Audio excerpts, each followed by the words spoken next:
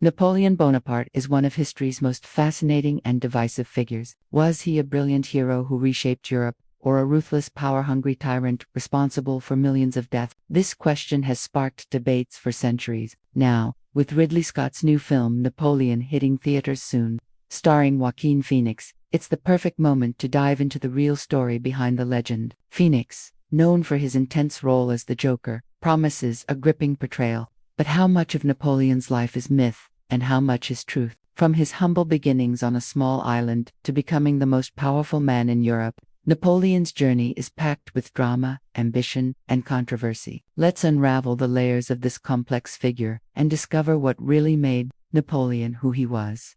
Napoleon was born on August 15, 1769, on the rugged island of Corsica, a place caught between two worlds, France and Italy. At the time, Corsica was a hotbed of tension, ruled by the Republic of Genoa, a country that no longer exists today. The islanders, proud and fiercely independent, were growing restless under Genoese control. Their desire for freedom sparked a nationalist movement led by Pasquale Paoli, a hero who inspired young Napoleon deeply. Napoleon's father, Carlo Bonaparte, initially fought alongside these freedom fighters, but switched sides after France bought Corsica from Genoa. This shift troubled Napoleon, who saw his father as a traitor to their cause. Yet, it was Carlo's new loyalty to France that opened doors for Napoleon, securing him a scholarship to a prestigious French military school. Growing up in this turbulent environment, torn between loyalty to Corsica and the realities of French power, shaped the young Napoleon's ambitions and worldview in ways few could imagine. Napoleon's time at the French military school was anything but easy. Surrounded by the sons of French aristocrats, he stood out immediately. His Corsican accent marked him as an outsider, and he quickly became the target of ridicule. But instead of trying to fit in, Napoleon kept to himself, fueled by a quiet determination and a deep sense of pride in his Corsican roots. He saw the French not as friends, but as colonizers, which only strengthened his resolve to one day see Corsica free. Books became his refuge. He devoured the works of Enlightenment thinkers like Jean-Jacques Rousseau, who praised the bravery of the Corsican people and wrote passionately about freedom and equality. History fascinated him too, especially the lives of great military leaders like Alexander the Great and Julius Caesar. These stories weren't just entertainment, they were blueprints for the future he dreamed of. By the time he graduated, Napoleon wasn't just a promising artillery officer. He was a young man with a vision, ready to make his mark on a world in chaos. Napoleon's rise to prominence began during the chaos of the French Revolution, a time when France was tearing itself apart. In 1793, the port city of Toulon became a battleground after royalist forces, backed by the British, rebelled against the revolutionary government. Napoleon, then a young artillery officer, saw an opportunity. He proposed a bold plan to capture a strategic fort and use artillery to dominate the harbor. His strategy worked brilliantly. Despite fierce fighting and personal injuries, Napoleon's leadership helped the French retake Toulon, earning him a promotion to brigadier general at just 24 years old. Around the same time, he aligned himself with the Jacobin, the radical revolutionary faction led by Maximilien Robespierre. Though the Jacobin reign was marked by terror and thousands of executions, Napoleon's support for them caught the attention of powerful figures, boosting his career. But when Robespierre fell in 1794, Napoleon briefly found himself imprisoned for his ties to the fallen regime. Yet, even this setback couldn't stop him. His talent and connections soon paved the way for a spectacular comeback.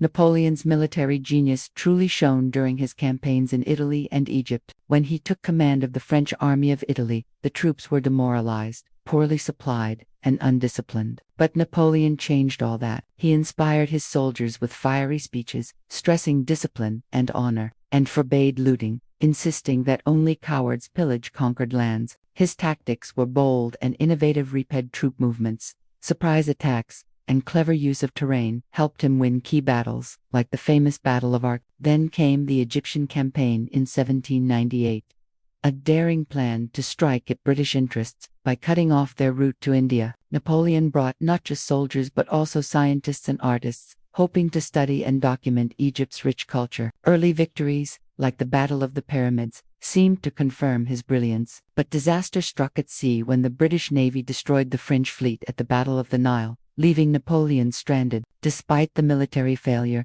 The campaign yielded incredible scientific discoveries, including the Rosetta Stone, which unlocked the secrets of ancient Egyptian writing. This blend of triumph and setback would become a pattern in Napoleon's career. Napoleon was not just a military genius, he was also a master of shaping his own legend. From the moment he returned from Egypt, despite the campaign's failures, he was welcomed as a hero thanks, largely to a carefully crafted wave of propaganda. Newspapers, paintings, songs, and poems all worked together to build an image of Napoleon as a fearless leader and savior of France. Some newspapers were even founded or controlled by Napoleon himself, ensuring the story told was exactly what he wanted the public to believe. Paintings showed him crossing the Alps on a majestic horse, though in reality, he rode a mule guided by a farmer. These images weren't just flattering, they were strategic, designed to inspire awe and loyalty. Stories about his childhood were embellished, turning him into a near-mythical figure. Even his love life became part of the legend, with tales of his passionate relationship with Josephine capturing the public's imagination. This skillful manipulation of his image helped Napoleon rise from a military officer to the ruler of France, proving that in his quest for power, controlling the narrative was just as important as winning battles. By the time Napoleon returned from Egypt, France was a nation in turmoil. Political corruption, economic instability, and endless power struggles had left the country desperate for strong leadership. Seizing this moment, Napoleon orchestrated a bold coup in November 1799, overthrowing the existing government and establishing the consulate, with himself as first consul. This new government promised stability and reform, and thanks to widespread propaganda, many French citizens welcomed the change, believing Napoleon was acting solely in their best interests. To legitimize his rule, Napoleon held a referendum, which reportedly showed overwhelming support, 99.9% in favor of the new constitution. But historians now know these results were heavily manipulated, with actual support closer to just over half the voters. Still, this didn't stop Napoleon from consolidating power. He openly embraced his ambition, famously declaring, "Power is my mistress. I have worked too hard at her conquest to allow anyone to take her away from me." This was no humble leader. Napoleon was determined to rule France and Europe on his own terms.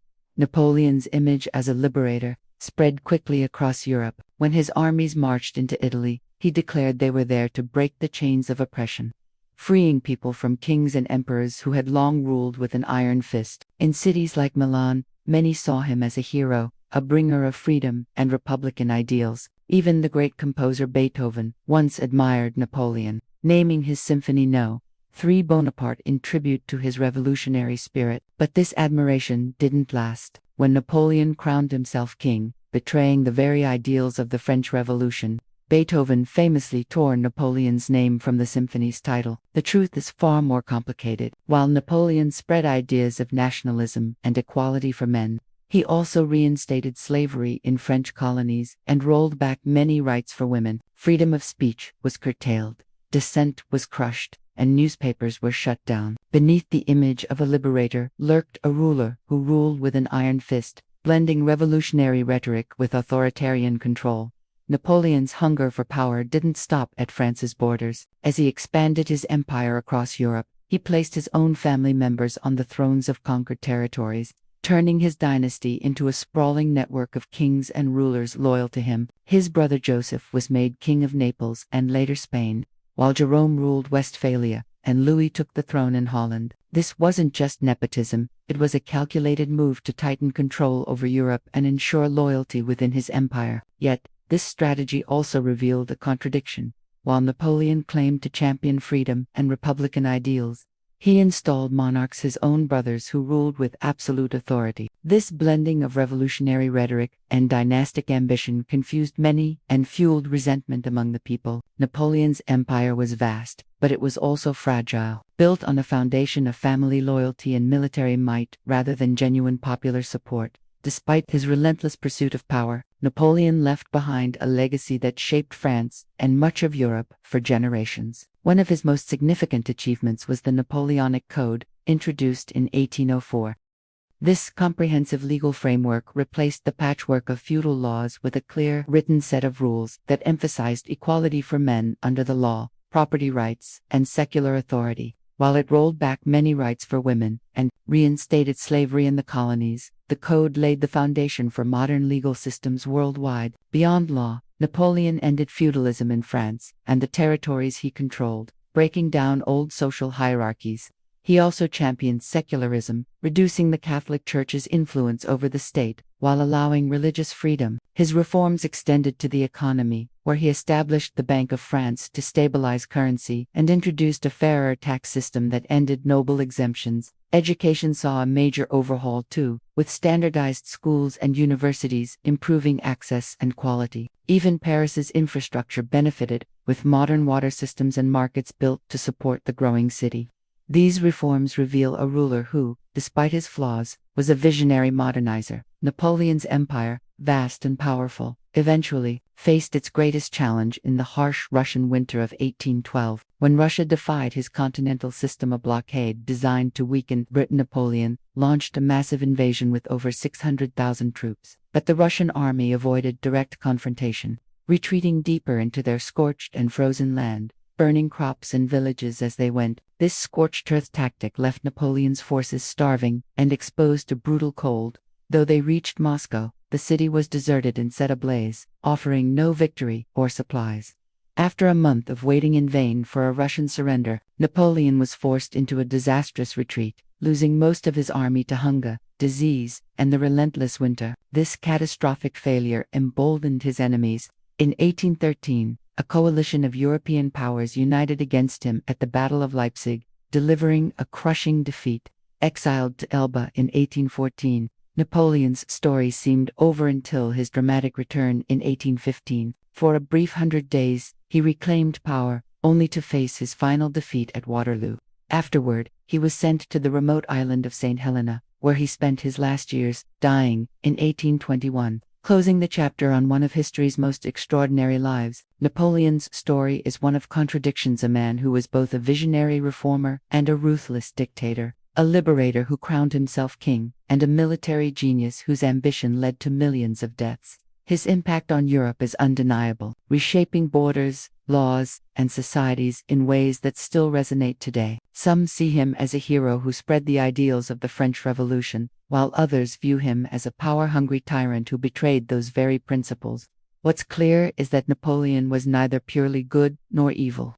He was a complex figure, shaped by his time, his ambitions, and his extraordinary talents. As you watch Ridley Scott's new film, remember that behind the legend lies a man whose life was as dramatic and conflicted as the era he helped define. So, what do you think?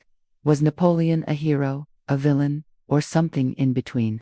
Share your thoughts below because the debate over his legacy is far from over.